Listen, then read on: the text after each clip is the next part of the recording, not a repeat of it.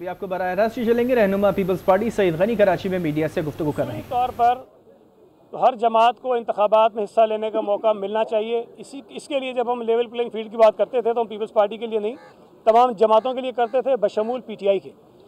अलबत्ता PTI के वो लोग जो 9 मई के वाक़यात में मुलविस हैं, जिन्होंने इस मुल्क के ख़िलाफ़, इस मुल्क के इदारों के ख़िलाफ़ साजिश की है, उनके ख़िलाफ़ कानून के मुताबिक ज़रूर कार्रवाई होनी चाहिए। जहाँ तक फैसले की बात है, एज ए पॉलिटिकल वर्कर मैं समझता हूँ कि ये नहीं होना चाहिए था, लेकिन क्या इलेक्शन कमीशन के बाद दूसरा रास्ता था? देखिए, इस मुल्क का एक कानून है, उस कानून के तहत हर जमात को अपने इंटरनल इलेक्शंस कराने होते हैं। PTI के इंतखाबात पर इलेक्शन कमीशन ने उन्हें टाइम दिया कि आप इंतखाबात कराएं और लेकर आएँ। जो इंतखाबात उन्होंने करवाए, क्या आप समझते हैं कि वो इंतखाबात थे? वो मजाक था। अगर वो मजाक करेंगे और तवक्को ये करेंगे कि बंदियाल कोर्ट की तरह जो है तमाम अदालतें उनके लिए वो फूल बिछाए रखेंगी और जो भी मर्जी करके आ जाए उनको रिलीफ मिलेगी, तो मैं समझता हूँ कि ये इलेक्शन कमीशन के ऊपर उंगली उठाने से पहले PTI को अपने रवैये पे गौर करना चाहिए। अपना जो कानूनी तकाजा था, क्या उन्होंने पूरा किया कि नहीं किया, वो कानूनी तकाजा पूरा करें। लेकिन मेरी ये ख्वाहिश होगी कि PTI के बल्ले का निशान जो बैलेट पेपर पे हो, ताकि उनके लोग इंतखाबात में हिस्सा लें और हम इलेक्शन में उनको शिकस्त देकर आगे बढ़े। लियारी हमेशा पाकिस्तान पीपल्स पार्टी का गढ़ रहा है।